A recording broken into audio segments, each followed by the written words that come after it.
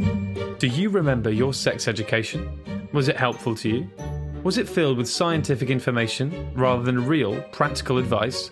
I'm Diggory Waite, and this is The Real Sex Education. Each week, I'll be joined by a guest. We'll impart our own sex wisdom, ask our own sex questions, and we'll go over all the things they don't teach you in school. To bring this all together, though, we'll need an expert, a sexpert, if you will. But the only sex and relationship therapist I know is my mum. Hello, Mum. Hello, Diggs. In this episode, we talk to Zachary Zane about pegging and ask, what's in it for the pegger? The women who have pegged me absolutely love it. They love that feeling of control, and I love being able to give that to them. Whether pegging and homosexuality are linked. A sexual act in and of itself just doesn't make you gay or bi or anything. It is your attractions. And how once you've started, it's hard to stop. It ended up becoming a Pandora's box that I don't even think she wanted to open, because now every time we'd have sex, they'd like, stick something up my ass. I want this orgasm feeling good. Hello and welcome to The Real Sex Education. I'm Diggory Waite and I'm joined as always by accredited sex and relationship therapist Cate Campbell. Hello, Mum. Hello, Diggs. Today's episode is a very fun one. We speak to the fantastic Zachary Zane about all things pegging. It's bloody brilliant, isn't it, Mum? It's really good, yeah. Brilliant. I can't wait. So we talk about why people peg, we talk about how to peg, and we also talk about the stigma surrounding pegging. So guys, a warning, today's episode is very graphic. We talk about harnesses, phallic objects, bums and poo, often in that order. So if that sounds like too much, here's your chance to leave. Well, that's going to encourage people, isn't it? That's going to make more people join. Well, I was going to ask, actually, whose idea was it? And now I'm starting to think it was your idea. But whose idea was it to talk about pegging? Was it mine or yours? I don't know. I mean, in my head, it's simultaneous. I think pegging has become a lot more popular and people are a lot more interested in it. And there are a lot more articles around and people talking about it, and a few celebrities have mentioned it. And we've talked about it a few times on the pod as well. So I think it was time that we gave it a good going over, as you would say. Exactly. It's actually so weird because I woke up this morning, I went on my phone, looked at Reddit because I'm a nerd, and I went on the front page of the subreddit R Dating, and user Hyperview16 posted something that almost perfectly showed why I wanted to talk about this today. They said, not to kink shame, but the increased amount of guys expressing an interest in being pegged is ... interesting. They went on to say, I've matched with 5 guys in the past 3 weeks who've brought up unsolicited their desire to get pegged. And the comments just flooded with people saying the same thing. And I feel like I've sensed a rise in the amount of people talking about pegging and stuff. It's very interesting because, I mean, when couples in sex therapy, for instance, or just in relationship therapy, talk about anal sex, and sometimes a guy expresses an interest in this, I always ask the partner if they also experience an interest in pegging the guy. And sometimes the guy goes, oh, no, not me. No, that wouldn't be natural. That wouldn't be normal. And actually, why ever not? And you know, even some people in same-sex relationships with vaginas like to use a strap-on and peg, if you like. It's just becoming a bit more popular and mainstream, and why ever not? Yeah, and I did some actual research into this because I was like, surely it's not just my head that it's getting more popular. You'll be proud of this as an educator. You'll be proud of this. I did some extra research. I went on Wikipedia. Oh, don't. No, yeah, so good. I mean, as long as we've got some, good peer-reviewed stuff. Which we haven't. And apparently it starts in 1795 with someone called the Marquis de Sade, who was a French nobleman, philosopher and writer famous for his libertine sexuality, where he describes pegging as an act in his 1795 book, The Philosophy in the Bedroom. Marquis de Sade, sadism, isn't it? Marquis de Sade. Oh, that makes sense. Yeah, he's quite famous. Good. He's quite a famous dude. Well, I might have to check that book out because it sounds amazing. But that was 1795, and to be fair, the pop culture references from then have just got more and more frequent. Peep Show, Broad City, Deadpool film, and I read a Vice article saying that 2020 was like pegging was one of the biggest TikTok trends with the hashtag #PegAllMen2020 featuring regularly. So, Mum, our fingers are on the pulse. We're talking about what's current. And so let's hear from an expert in the pegging game, top sex columnist at Men's Health, relationship columnist at Queer Majority, and the boy slut himself, Zachary Zane. Zach, how are you doing? Great. Thank you so much for having me on the show here. Thank you so much for joining us. Zach, for people that don't know, where can people find you and what do you do? Sure. Yeah. So I'm a sex and relationship writer. And as you mentioned, I have the column at Men's Health, and I write for Queer Majority as well. But I've been published in the New York Times, Washington Post, Rolling Stone, GQ, Cosmo, everywhere. And I recently started I turned my newsletter into publications. That's what Voicelet is. And it publishes first-person nonfiction erotica, things that have happened to you IRL. And the idea behind it is it's not just kind of like sexy for the sake of being sexy. It's something that you learn about yourself through the sexual journey, or it speaks to something about society and culture at large. So feel free to submit to that. And we pay $150 an article if it gets accepted. So that's pretty much me here. That's fantastic. That's brilliant. And today, because I found you from a website called B-Vibe, because we wanted to talk about pegging today, because I watched some of your videos from that website and stuff. Could you tell us what pegging is? Sure. So pegging, kind of at its simplest, is just when you have like a harness with a dildo. So that's what one partner has. And then they use it to peg is the word, but, have penetrative sex with their other partner. And so pegging is something that's common, between lesbian relationships or same-sex relationships among women. Often it's pegging is for people who don't have a penis, but there are certain like pegging devices where you can put kind of a larger peg or almost dildo over your penis if you have a smaller penis or something like that. It's also becoming more and more common among women to peg men. So it could be a straight woman pegging a straight man, a gay woman pegging a straight man, whatever it is. But we're seeing more and more of that recently. One of the things that I think a lot of people think about with pegging, I mean, I know that when we've spoken about before on the podcast, it's been a straight woman and a straight guy.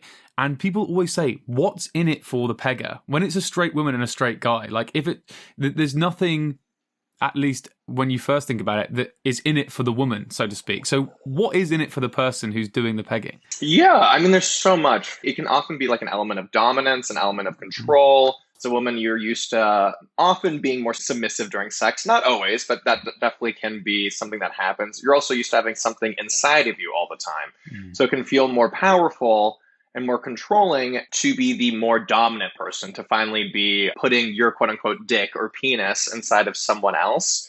There's also some just like psychological arousal from the role reversal. Not always, it's not like inherent in it, but there can be elements of like kind of humiliating the bottom, that the person that's getting pegged. If you can kind of do these like forced feminization scenes, these forced femme scenes. So it's kind of like, whatever it's calling the straight guy gay, even though this man is not even actually gay or bi or queer. So there's elements of like humiliation that can go along with it. But I think a lot of it is the power and control that you feel in doing it. But then also it does feel pleasurable. So there are a lot of pegging units where like it actually goes inside the partner's vagina and it can vibrate as well. So it kind of like hooks into the vagina and then you have the penis coming out of it. So they're actually getting like internal and clitoral stimulation while they're pegging their partner. And then some people talk about the fact that it's quite an intimate thing because there is a stigma around it, I think, particularly like you said, for straight men. And we'll talk about that later. But it's quite an intimate thing because I think it still is quite an out there act. It's definitely not vanilla sex. So it might be intimate to share that with somebody else. Yeah, I think pegging can be anything. Almost any sexual act can be anything, but it can be very soft and tender and loving and intimate. And I think that's not often how we think of pegging. We think of it as being more aggressive, more dominant, more something like that. But you can just have a very tender pegging experience just because, especially if you're a man who's new to having, anything inside of your anus or rectum, it can just feel very intense. It can feel very emotional. It can feel very intimate and you're close with your partner. So it can absolutely be anything from a very intense, raunchy, aggressive experience to like a tender lovemaking session. Mm-hmm. And so let's flip the script. What about the peggy or the bottom? Peggy doesn't sound right. What about the bottom? What's in it for them? Oh my God, so many things. First of all, just the actual physical stimulation itself. Men have a prostate, which is located 2 to 3 inches inside of the anus, like in the rectum. And when stimulated, it feels absolutely incredible. And so you often have like these larger full body orgasms that come when you're being pegged or just anally stimulated or getting your prostate milked or whatever it is. So it just feels very good physically. Also, it's often an opportunity to be more submissive. It's an opportunity to not be the dominant one, kind of be the person that lies there and takes the dick. And that's just a different feeling. Again, if you're into someone who's into humiliation, you can incorporate humiliation into this. Also, it's really fun to see how turned on your partner gets because, the women who have pegged me absolutely love it. They love that feeling of control. And I love being able to give that to them. I love being able to give them that experience. It's pleasurable for me seeing how turned on I have my partner get. So in that regards, it's like psychologically arousing, physically feels good, and then it's feels good because you're a generous lover and you're love seeing your partner get off the way that she is. Yeah. So it sounds like the sort of the same for both, isn't it, in a way? Yeah. So who do you think is more likely to mention it first? Do you think it's women or men? It depends. It really depends on your level of comfort. I think there's often a lot of shame and insecurity for men to bring it up. They don't want their partner to think that they are secretly gay. I think that's a very common misconception, or secretly bi. I mean, as a sexologist, I've heard so many stories of people being like, hey, I tried to get my partner and tell them I'm into anal play, and they were like disgusted. They assumed I was gay, and in many situations even broke up with them, Wow. which is very sad. So I think there's a lot of hesitancy on behalf of men saying it. I think women will feel more comfortable bringing it up and saying it because it's less, that doesn't necessarily say anything about them. It doesn't have that same, it's not you're like, oh, this woman's actually gay because she wants to peg me and lesbians peg each other. That connotation doesn't exist. So at that point, it's the women bringing it up and trying to, gently cajole or convince their partner, hey, I think this is something that'd be fun for you too. Also, I think this is something that would be really fun for me. So could you at least try it for me? So I guess actually answering your question, I think women are more likely to bring it up. Wow. Let's dive into this then, because this is something that I've seen a lot as well, is people saying, oh, I'm into pegging. Does that mean I'm gay? What answer do you have for that? Do you have a prostate inside your rear end? Yes, you do. And you have that regardless of whether you are gay, straight, bisexual, or anything. I mean, it is a matter of anatomy. It is a matter of physiology. And then a sexual act in and of itself just doesn't make you gay or bi or anything. It is your attractions. Are you attracted to men? That would be the biggest indicator if you were gay, not I like the sensation of having something in my rear end because it like physiologically feels very good because there's so many nerve endings in my prostate. And I think we just have such a connotation of any form of anal being gay. And I honestly think as we're seeing like less homophobia, obviously homophobia still very much exists, but it's significantly better than it was 60 years ago. I think there's no question about that. And as we're seeing less homophobia and more men feeling comfortable embracing their masculinity, I think that's also why we're seeing a rise in pegging. If we had the same amount of homophobia as we did 60 years ago, there's no way we would have been able to see this rise in pegging.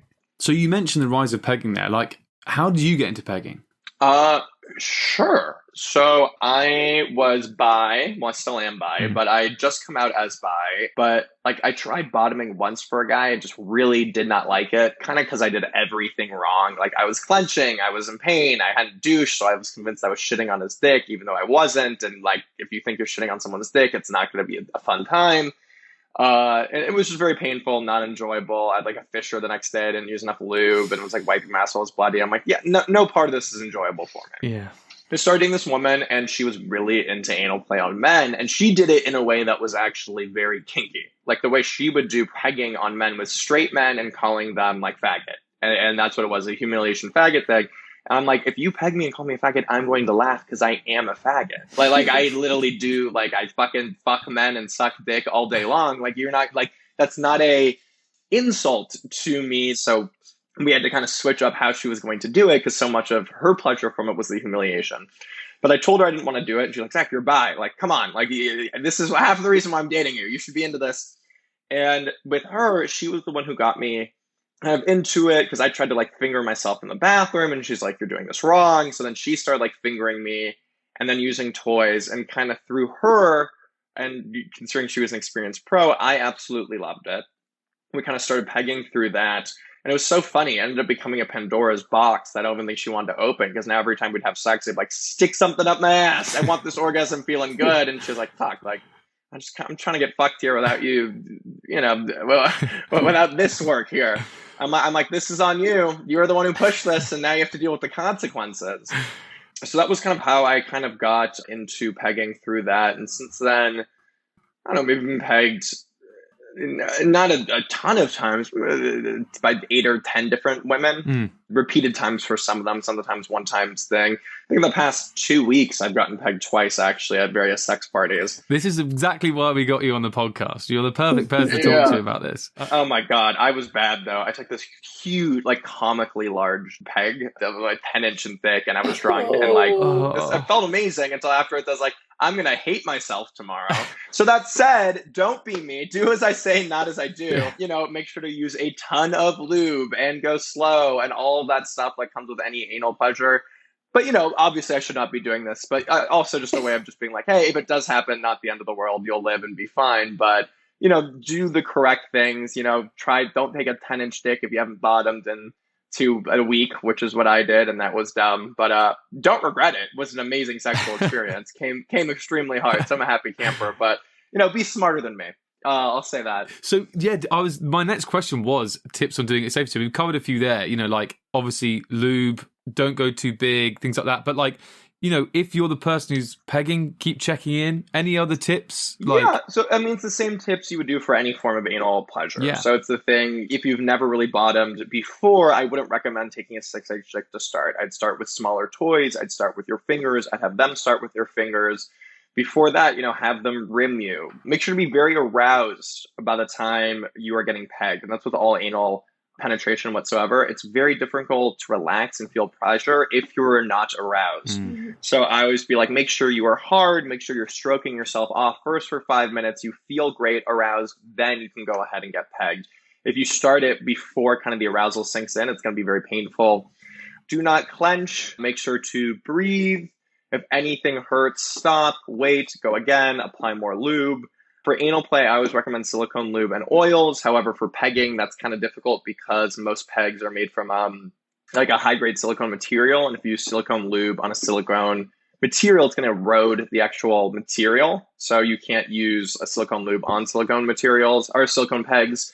So at that point, use water-based lube. And of course, just check in with your partner and that type of stuff. So for safer sex, I guess you might suggest using a condom. So would that make it easier to use silicone lube on the top if you did that? I did not think about that. Yeah, if you have a condom all the way on it and it's not actually touching the toy itself, you can use silicone lube on top of the condom. I mean, especially if you're going to be taking it to sex parties and using it with different people, condom's probably a good idea. No. It's definitely, like if you're pegging you should not be going from one butthole to another butthole. You're transferring bacteria. Or a vagina. Yeah. Or definitely do not do that. Unless if you really, really want a UTI. At which point, then you can do that. But no, you definitely should be washing it in between. Yes, hygiene is important here. Yeah. Washing it in between. Condoms are good if you're using it with multiple people.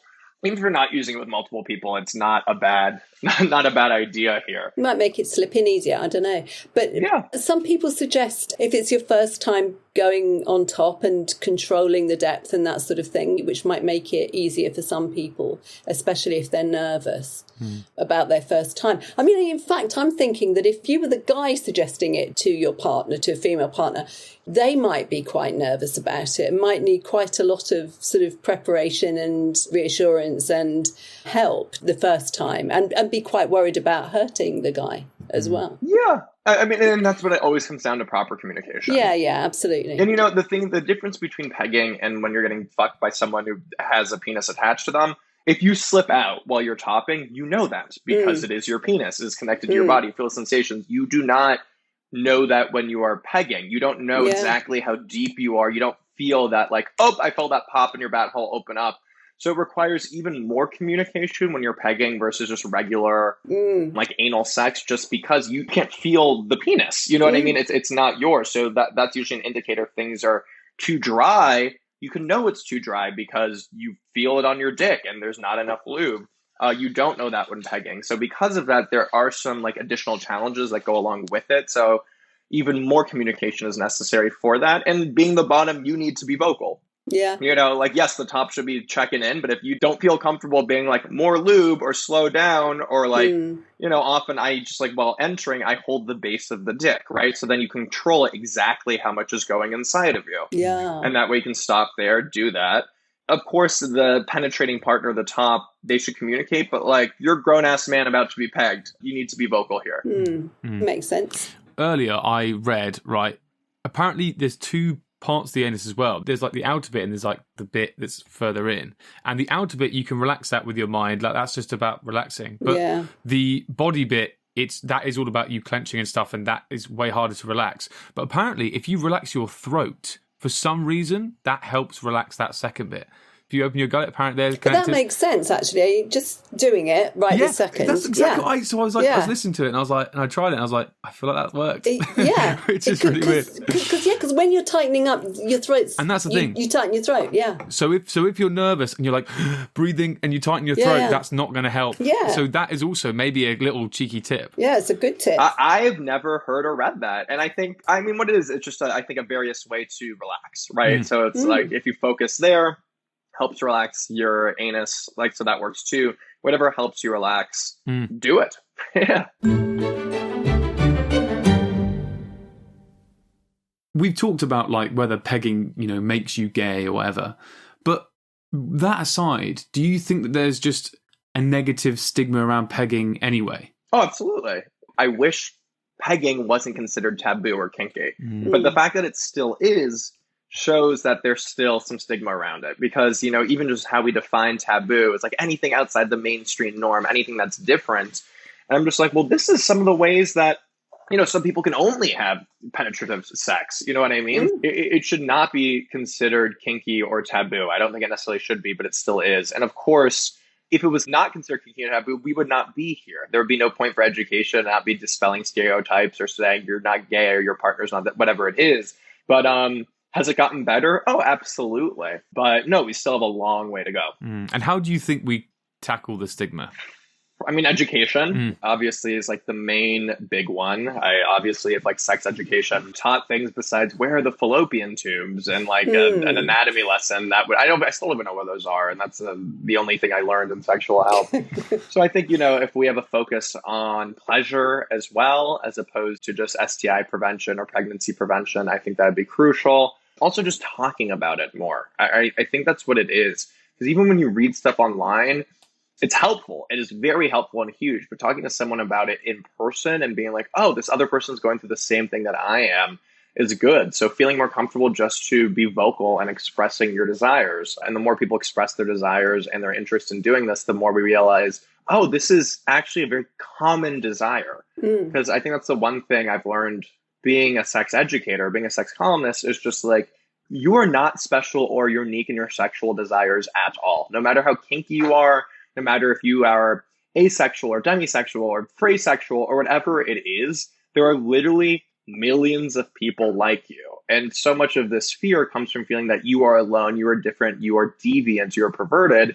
Well, it's like, well, if you're deviant or perverted, so too are 100 million people who have the same kink or fetish. And at that point, I really don't think you can call something kinky or diverted when it's literally the norm. Yeah, and when you've got an organ that experiences sexual pleasure, when you've got a prostate, it seems awfully sad not to use it. Yeah, this is what I say to men too who are convinced. I'm like, do you like sex? Yeah. Do you want to have the most sex pleasurable? Yes. Then you should do this. And they're like, well, no, then you should do this. Well, then you should do this. This is 100% what you should do if you want to have the most pleasurable sex possible.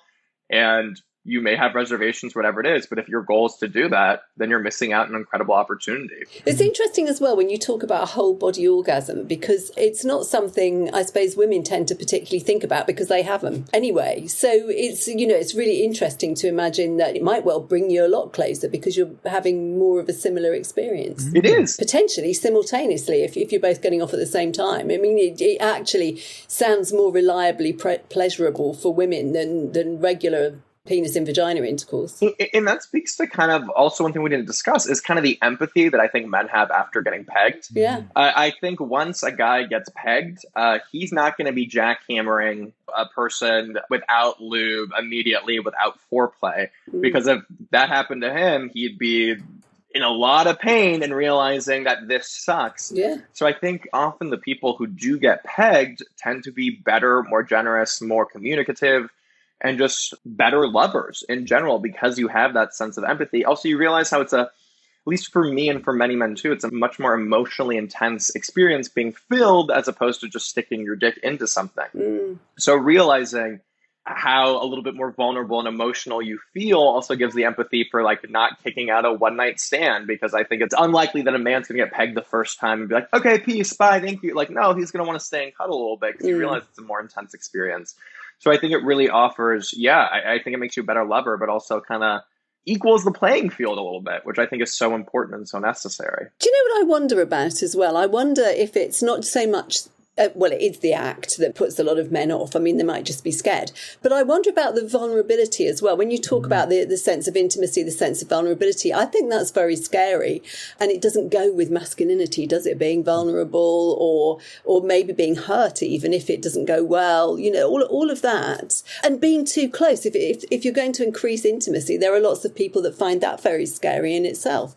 So there's lots of reasons for avoiding it, I suppose, for some men. And, you know, I've spoken to women for men's health about why they like being pegged.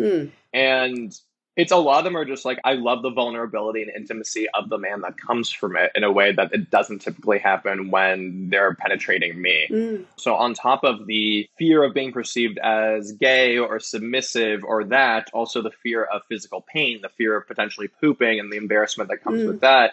There's also then the fear of intimacy, the fear of closeness, the fear of connection that many women, many non-binary people struggle with. But I think it really, cis men tend to struggle with it more. There's a great video again of yours on how we ask or approach our partners to try. Do you have any tips for that? Like if someone's listening to this and they think, I mean, what he's saying about the prostate sounds amazing. Oh, I'd love to try this with my partner. Or a girl's like, you know what? Getting in control, being vulnerable with my partner. I'd love to try that. Do you have any tips for broaching it with your partners? Send them this podcast. I think it's the first thing that you can do. Good plan. But jokes aside, I think it's always helpful to introduce a piece of like medium or content. Just be like, hey, I read this interesting piece on pegging. You know, I really didn't know anything about it. What would you think?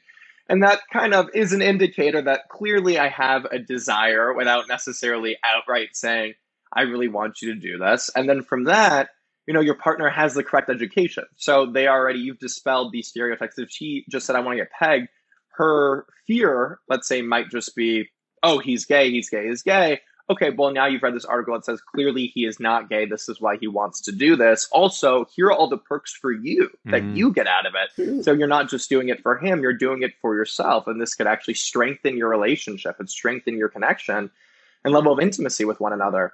So I think sharing this or something that dispels the stereotypes, what both of you get out of it, which is only good things, is a really helpful way to do it. And then from there, you can kind of have a larger conversation. You don't necessarily start with, I want you to rail me with a 15-inch strap on. You know, it's always the same. Start low, go slow, whatever it is that people always say for these types of things. But being like, hey, you know, I'd be interested, you know, all this prostate stuff. And I think it would be really fun if you'd be into just giving me a prostate massage and see what they say with that. Sticking a pinky up there. You know, you don't have to go straight to pegging here.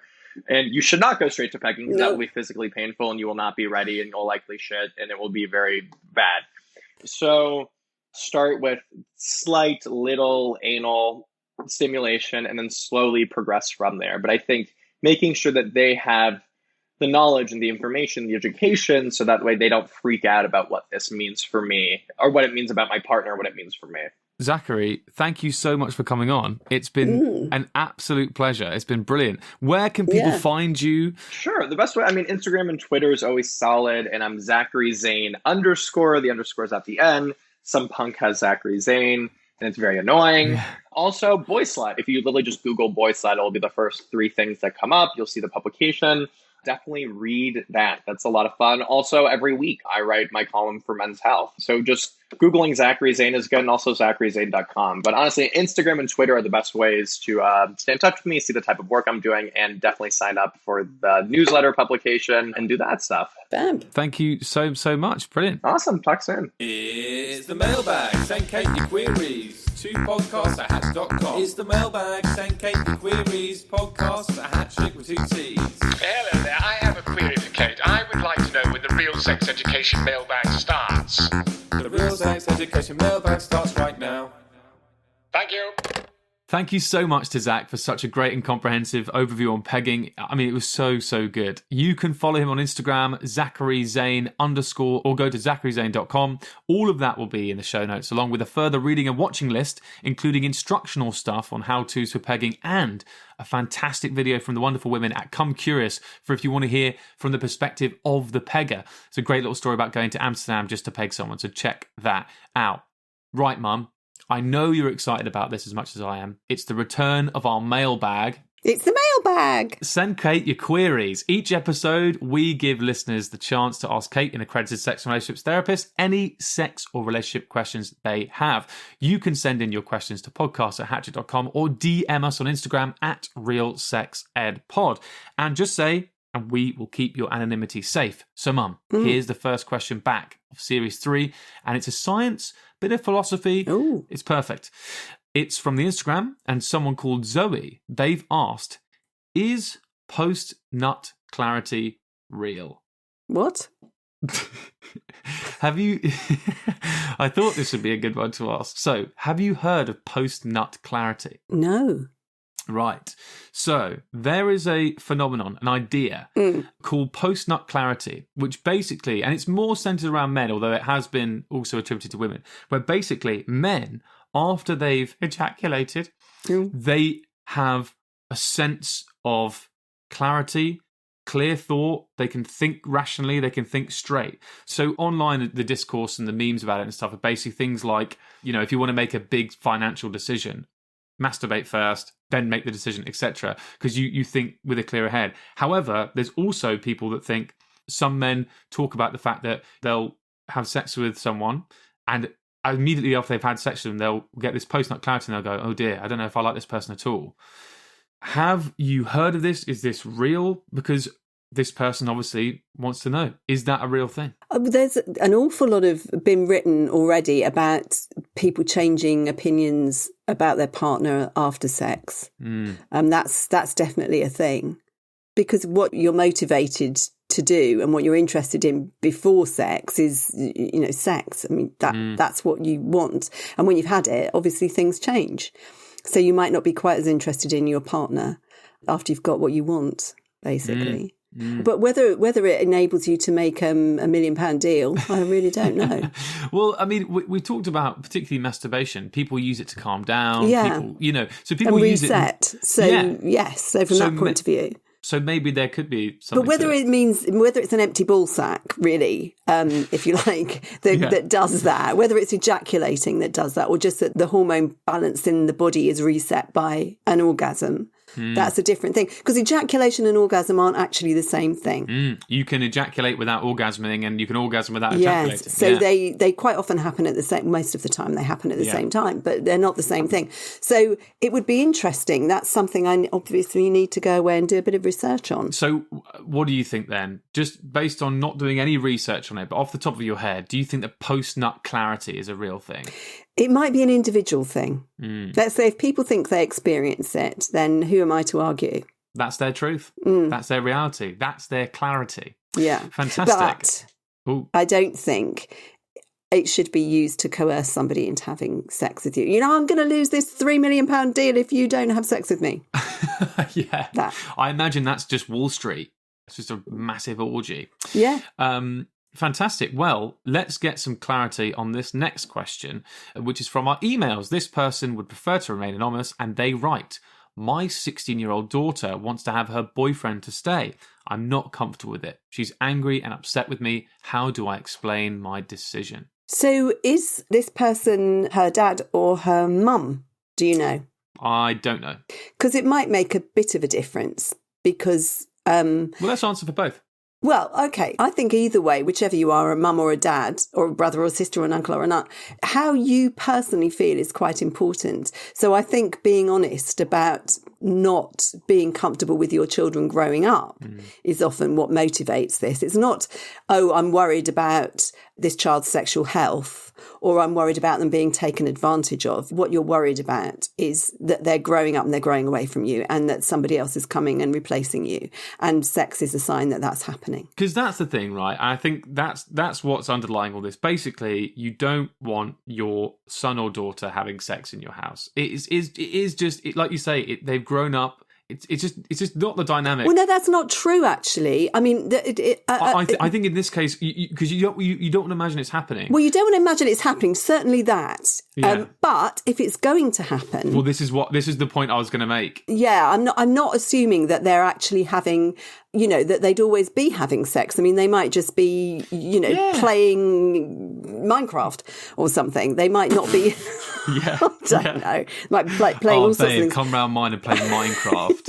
My parents have let you stay over. Let's play Minecraft in my room. But if you're going to be having sex, it's much safer to be having it under your parents' roof than it is to be round the back of, an alley in a car, somewhere where you're not safe. Yeah. Listen, that's what I was going to say. I was going to speak to these parents and say, listen, I was their age, but, well, this is quite long ago now, like 9-10 years ago, but still, there were people in my year who, their boyfriends and girlfriends weren't allowed to stay around their house for this very reason. And let me tell you, that didn't stop them having sex. If anything, they did it in weirder places, in less nice situations. Yeah, I personally would say they're 16 years old. Let them stay in the room. It's not going to be happening all the time. Obviously, as Mum said, they're going to be playing a lot of Minecraft. But there may be 5 or 10 minutes where they set aside for something else. But it's like unfortunately, it's actually better in the long run. It's not going to stop them from having sex so they can't do it in your house. They're going to do it elsewhere. And they'll think you're rad as well. You'll get loads of plus points with your daughter if you say, oh, your boyfriend can stay.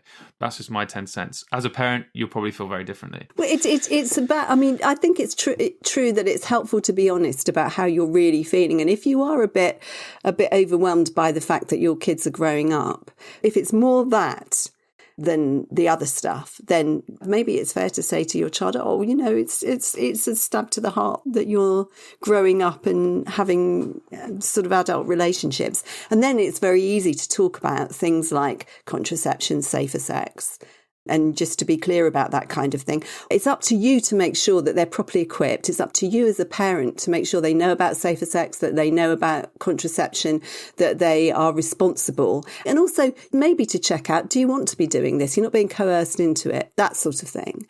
All of those things are really important, but you can't have those conversations unless you've got an open dialogue. If you're the kind of parent that says, I want obedience from my children, I'm not having it in this house, what will happen is that they'll put up a barrier, they'll give you the impression that they're absolutely being obedient because that's what you're demanding. And behind the scenes, I absolutely promise you, they'll be having sex, drugs, and goodness knows what else. So, wow. And Minecraft. Potentially. Yeah. Yeah. Oh, no. But I think that is so magical. When you said just then, sitting your son or daughter down and being honest and being like, listen, it's hard for me as well to like see you grow up and all this sort of stuff, and being honest in that way, and then talking about all the other stuff about, that open dialogue and stuff. Wouldn't that be, that is surely the pinnacle. That's the kind of conversations you want to be having. But you need to then treat your kid like an adult, and you need to treat them like an equal by being quite vulnerable with them and speaking that truth. And I think everyone will come away from that and be better off if you did that. That's all we have time for today. Thank you so much again to Zachary Zane for the deep dive on pegging. Thank you to Cate Campbell for not making our Zoom call with him awkward for her son. Thank you guys so much again for all your questions, and thank you so much for listening. And make sure you're subscribed because we'll have some more real sex education for you in the same place next week. Bye. Bye. You've been listening to The Real Sex Education, which is hosted by Diggory Waite and Cate Campbell. The show is produced by Diggory Waite, and the executive producer is Andy Goddard. The Real Sex Education is a hat-trick podcast. This podcast is based on the real-life relationship between Diggory Waite and his mother, accredited sex therapist Cate Campbell. The show is therefore inspired by, but otherwise unrelated to, the TV show Sex Education. But yes, Diggory does wish his mother was played by Gillian Anderson.